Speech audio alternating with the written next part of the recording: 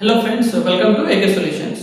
Friends, ఈ channel ద్వారా మీకు ఒక యూట్యూబ్ క్రియేటర్కి కావాల్సినటువంటి పూర్తి ఇన్ఫర్మేషన్ని వీడియోస్ రూపంలో అందించడం జరుగుతుంది. అదేవిధంగా ప్రతి ఒక్క యూట్యూబ్ క్రియేటర్ ఖచ్చితంగా తెలుసుకోవాల్సినటువంటి కాప్ యాక్ట్ గురించి ఈరోజు ఈ వీడియోలో మనం తెలుసుకుందాం.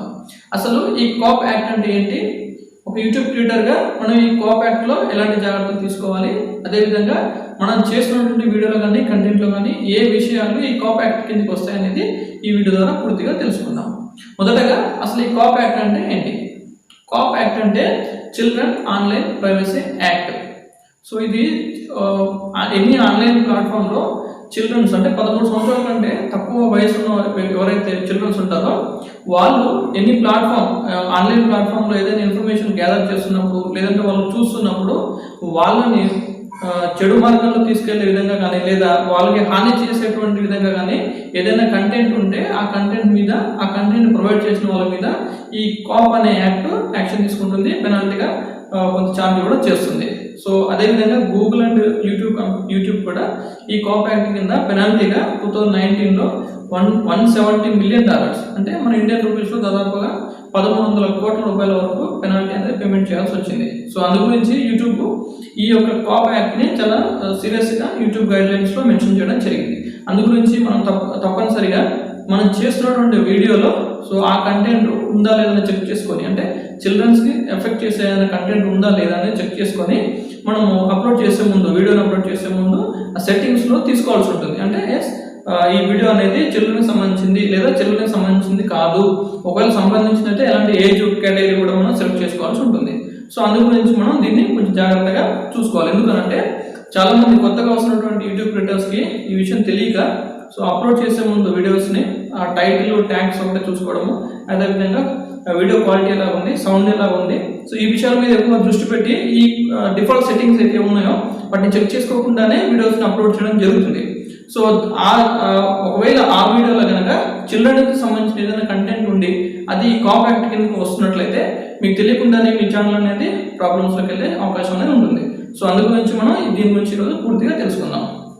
సో ఫ్రెండ్స్, ఈ కాప్ యాక్ట్లో 1998లో పబ్లిష్ చేయడం జరిగింది. అదేవిధంగా 2000 నుంచి సో ఎఫెక్టివ్గా వర్క్ చేయడం అనేది జరుగుతుంది. సో మనం చేస్తున్నటువంటి వీడియోలో ఎలాంటి విషయాలు ఈ కాప్ యాక్ట్ కిందకి వస్తాయనేది ఒకసారి చూద్దాం. నెంబర్ 1, మీరు తీసుకున్నటువంటి కంటెంట్ లేదా మీరు క్రియేట్ చేసినటువంటి వీడియో ఓన్లీ చిల్డ్రన్ ఉద్దేశించి చేసినట్లయితే అది కాప్ కిందకే వస్తుంది. అలాగే నెంబర్ 2, మీరు మీ వీడియోలో చిల్డ్రన్స్ని కానీ లేదా మోడల్స్ని కానీ వాళ్ళ ద్వారా యాక్ట్ చేయించినా కూడా అది కాప్ యాక్ట్ కిందకే వస్తుంది. అదేవిధంగా నెంబర్ 3 చూసుకున్నట్లయితే మీ వీడియోలో నుండి క్యారెక్టర్స్ అలాగే సెలబ్రిటీస్ కావచ్చు, టాయ్స్ కావచ్చు, ఇవన్నీ కూడా చిల్డ్రన్ని ఉద్దేశించినట్టుగా ఉన్నా కూడా లేదా మీరు మీ వీడియోలో యానిమేషన్ క్యారెక్టర్స్ని యూజ్ చేశారు అనుకోండి, అవి చిల్డ్రన్ ఉద్దేశించినట్టు ఉన్నా కూడా అది కాప్ యాక్ట్ కిందకే వస్తుంది. సో నెక్స్ట్ వచ్చేసి లాంగ్వేజ్, మీరు యూజ్ చేస్తున్న లాంగ్వేజ్ ఓన్లీ చిల్డ్రన్కి అర్థమయ్యేలాగా, అంటే ఓన్లీ చిల్డ్రన్ అర్థమయ్యడం కొరకే మీరు యూజ్ చేసినా కూడా అది కాప్ యాక్ట్ కిందకే వస్తుంది.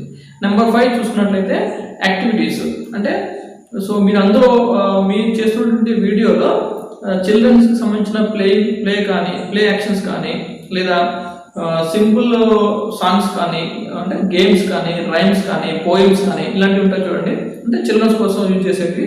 సో ఇవి మీరు యూజ్ చేసినా కూడా అది కాప్ యాక్ట్ కిందకే వస్తుంది.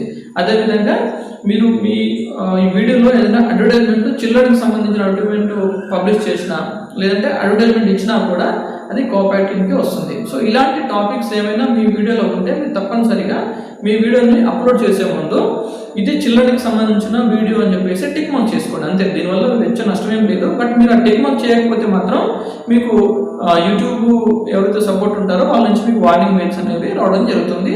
సో అది మీరు పట్టించుకోకపోతే భవిష్యత్తులో మీ ఛానల్ అనేది ప్రాబ్లమ్స్లోకి వచ్చే ఛాన్స్ కూడా ఉంటుంది. అందు గురించి సో ఇలాంటి కంటెంట్ ఉందా లేదా మీ వీడియో అప్లోడ్ చేసుకునే ముందు ఒకసారి చెక్ చేసుకొని, సో మీరు వీడియో ఇలాంటి అపీరెన్స్ అని ఉంటే మీరు అక్కడ టిక్ చేసుకోండి. లేదా ఇలాంటివి ఏమీ లేవు, మీ వీడియో చిల్డ్రన్కి సంబంధించింది కాదు, వాళ్ళు ఉద్దేశించి చేసింది కాదు అనుకున్నట్లయితే అక్కడ మీరు ఇది చిల్డ్రన్కి సంబంధించిన వీడియో కాదు అని చెప్పి స్టిక్ చేసేసుకొని మీరు హ్యాపీగా అప్లోడ్ చేసుకోవచ్చు. ఓకేనా ఫ్రెండ్స్? సో ఇలాంటి బేసిక్ విషయాలు తెలియకపోతే కూడా మీకు తెలియకుండానే మీ ఛానల్ అనేది సో మీరు ఎంతో కష్టపడిన తర్వాత కొన్ని రోజుల తర్వాత ఎంతో కష్టపడి మీరు గ్రౌండ్ వర్క్ చేసుకొని మీ ఛానల్ స్టార్ట్ చేసుకొని సో కొంత వర్క్ చేసిన తర్వాత మీకు ఏదైనా ప్రాబ్లమ్స్ వస్తే మీకు చాలా బాధ అనేది కలుగుతుంది.